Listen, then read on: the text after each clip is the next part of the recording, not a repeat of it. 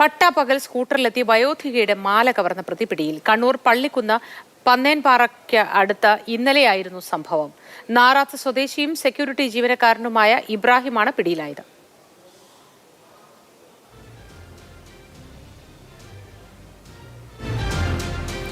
വിവരങ്ങളുമായി ഫെലിക്സ് ചേരുന്നു. ഫെലിക്സ്, നമസ്കാരം. മാല പൊട്ടിക്കുന്ന ദൃശ്യങ്ങൾ വളരെ വ്യക്തമായി തന്നെ CCTV ക്യാമറയിൽ ഉണ്ട്. ഇത് ഉപയോഗിച്ചാണോ പ്രതിയിലേക്ക് പോലീസ് എത്തിയത്?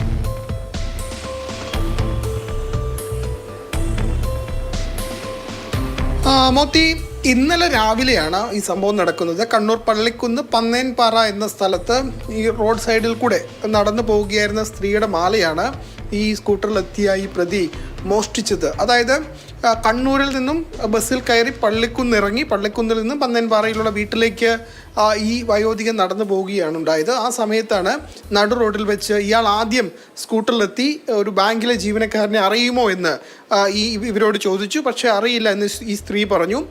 പിന്നീട് വീണ്ടും നടന്നുപോയ സ്ത്രീയുടെ എതിർദിശയിലൂടെ വീണ്ടും വന്ന് ഇയാൾ മാല മോഷ്ടിച്ച് തള്ളിയിട്ട് ഈ സ്ത്രീ ആ സമയത്ത് റോഡിലേക്ക് വീഴുന്നത് നമുക്ക് കാണാൻ കഴിയും.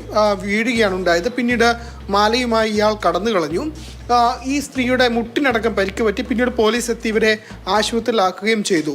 CCTV ദൃശ്യങ്ങളാണ് ഈ കേസിൽ ഏറ്റവും നിർണായകമായത്. നാറാത്ത് സ്വദേശിയായ ദൃശ്യങ്ങളാണ് ഈ മോഷണശ്രമത്തിൽ വളരെ നിർണായകമായത്. ഏതായാലും പ്രതിയെ പിടിയിലായിട്ടുണ്ട്. സെക്യൂരിറ്റി ജീവനക്കാരൻ കൂടിയായ ഇബ്രാഹിമാണ് പിടിയിലായത്. ഫെലിക്സ് ആണ് വിവരങ്ങൾ പങ്കുവച്ചത്.